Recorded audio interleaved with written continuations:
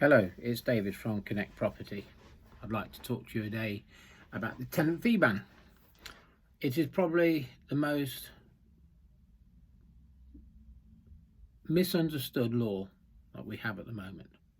It is so difficult to get it right.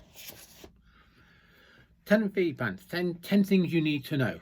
1. You can no longer charge fees for credit checks, for referencing and other admin fees. That applies to letting agents and landlords. There is no distinction. 2. Beware of getting the costs of getting it wrong. You get it wrong, you can be fined, and you can't pass that on.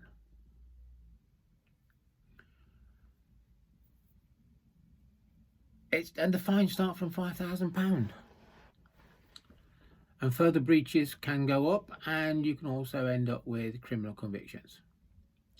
Review your current business costs. Make sure that you're not relying on these. You can charge a holding deposit, and that is another area where it can go horribly wrong.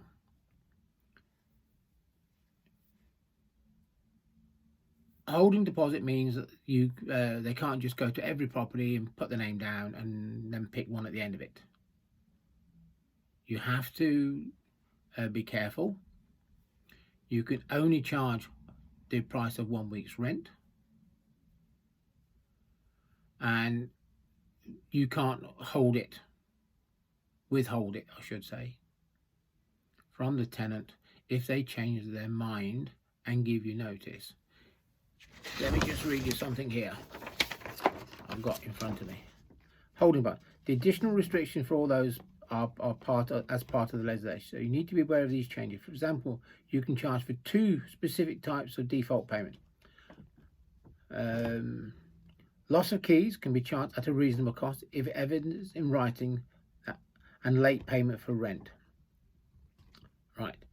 For the latter, you can charge 3% above the Bank of England base rate. So put it in perspective. If the Bank of England base rate is 0.5% and they're late, for every £100 of rent, you can charge 3.5%. That's £3.50. That's per annum. So divide £3.50 by 12 and you don't get a lot. It's not worth getting into the problems of it. But the holding deposit is the one where you have to be careful. Be very careful. It's always changing, so always check before you do anything. Now, you've done your deposit. That can be a maximum of 5 weeks rent. That's it. No more, no less. My advice to you, do a thorough inventory. Otherwise, you will not be able to claim any of that money back. Remember, it's the tenant's money, not yours. It has to be in a client account, which you can't touch for your business, and you should have client money protection, or you give it into a custodial scheme. If you're not prepared to do an inventory, then don't take a deposit, because you won't be able to claim anything back. Going back to the holding deposit, it will only be maximum 1 week's rent, and you have 15 days to decide.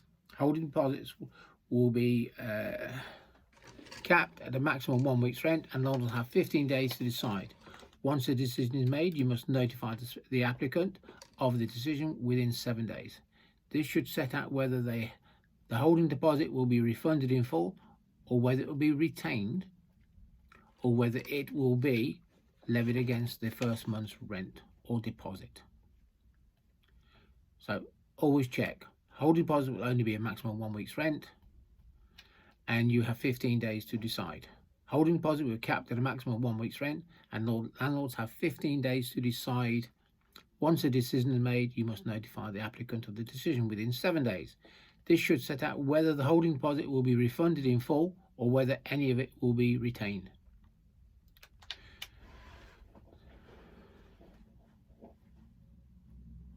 Existing tenancies do not come under the scope of these bans until June the 1st, 2020. My advice is start getting it right now, because when you go to renew your tenancies, and that it applies. 9. Carry on providing a great service to your tenants. Look after them. respond to their requests and everything else, and you'll be fine. Check your systems and processes and contracts. Don't keep using the same contract you used 5-10 years ago, or even 2 years ago, or 1 year ago. Always get the latest, because the law changes, and if you have things in there that are not applicable, it could affect the rest of the contract if you haven't had it drawn up carefully. Thank you.